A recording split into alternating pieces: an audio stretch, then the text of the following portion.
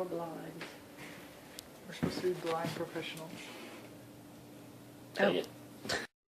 I'm Dakota Bell. Today I will be giving you a persuasive speech on the zombie apocalypse and the reasons it could actually happen. From the 1968 low-budget film Night of the Living Dead to the 2013 AMC series The Walking Dead, zombies have been a part of our lives. What was once believed to be a character in a horror movie is now becoming a real possibility.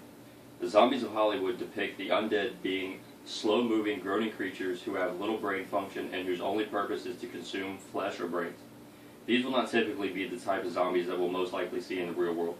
Let's rethink the possibilities of what a real-life zombie might look and act like.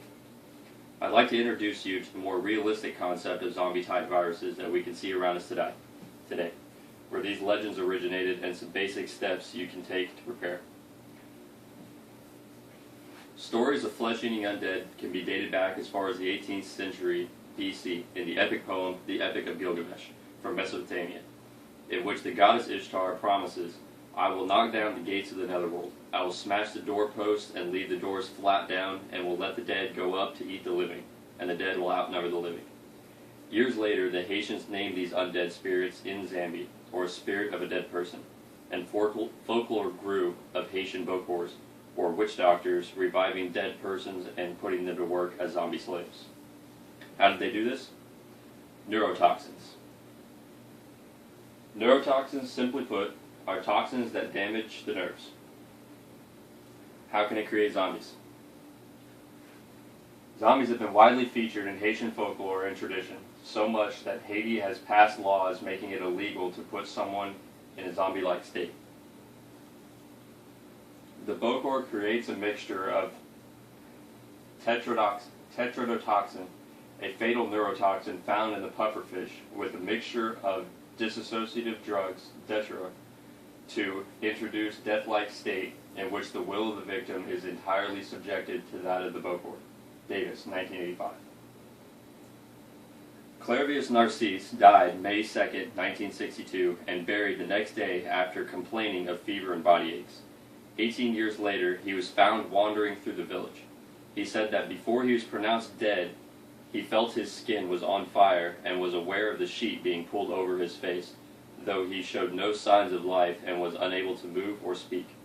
He remained aware as he was buried and felt as if he was floating above his grave. His coffin was dug up by a bokor and was taken to a sugar plantation. Will it lead to a zombie apocalypse? It actually does create zombies. Mass amounts of zombies can be created with the neurotoxin mixture. However, they have no will in this state and are essentially slaves. But that could always change. If that reference seems too remote, too far away, or perhaps too far-fetched for you, this next example is a lot closer to home. So close, in fact, it could even affect you. Toxoplasma gondii. A worldwide parasite that can infect all warm-blooded animals but can only reproduce inside cats. Sheds its eggs, which are then picked up by rats. Dubé, 2010. The parasite alters the rat's brain and removes its healthy fear of cats. He is therefore able to be eaten by the cat, and the parasite can reproduce. T. gondii is continuing to evolve. It can create zombies. Studies have suggested subtle behavioral or personality changes may occur in infected humans. Infection with the parasite has recently been associated with a number of neurological disorders, particularly schizophrenia. T. gondii is one of the most common parasites in humans, and an estimated 1/3 of the world's population has been exposed to and may be chronically infected. Flegger, 2013. Will it lead to a zombie apocalypse? Brain-altering parasites continuing to evolve, associated with neurological disorders with humans, up to 1/3 of the Earth's population infected with this mind-altering parasite. Just imagine who that could include: terrorists, world leaders, or government scientists, or even you. If you are still thinking that can't happen to you, well, this last example just confirmed a reported case in Texas on June 2nd, 2014, by the Center of Disease Control and Prevention, or the CDC. Mad cow disease. I'm not going to try to pronounce that word because it's too long. a specific type of misfolded protein called prion that is found most abundantly in the brain. Risk exists of being transmitted to humans through ingesting tainted beet. In humans, it is known as, another scientifically long word, or CJD. June 2nd, 2014, a press release was issued by the Center of Disease Control and Prevention, or the CDC, confirming the death of a patient in Texas where the result was the result of variant CJD. How can it create zombies? The disease creates holes in the brain tissue, and the brain becomes sponge-like. Scientists described it as comparing to a shotgun blast to the head.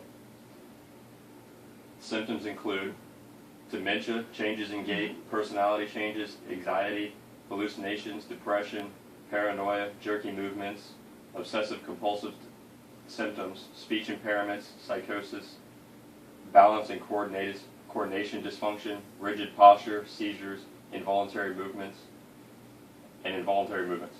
Around 15% of patients survive for 2 or more years, and some have been known to live for 4 to 5 years.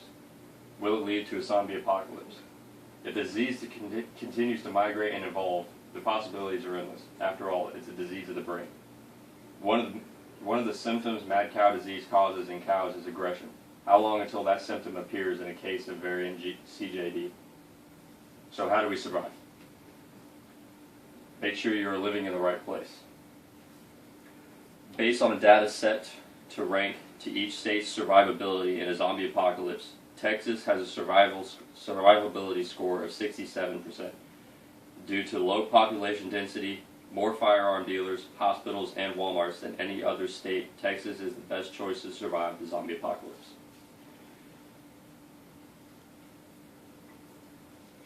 So, now is the time to prepare yourself. The CDC released a pamphlet and a kit that you can buy offline on preparing yourself for the zombie apocalypse. There are books written on surviving, and there's even a program based out of Texas called the ZRT, the Zombie Response Team, which gives you tips and tricks on how to survive and even does training events. So ask yourself, are we too late?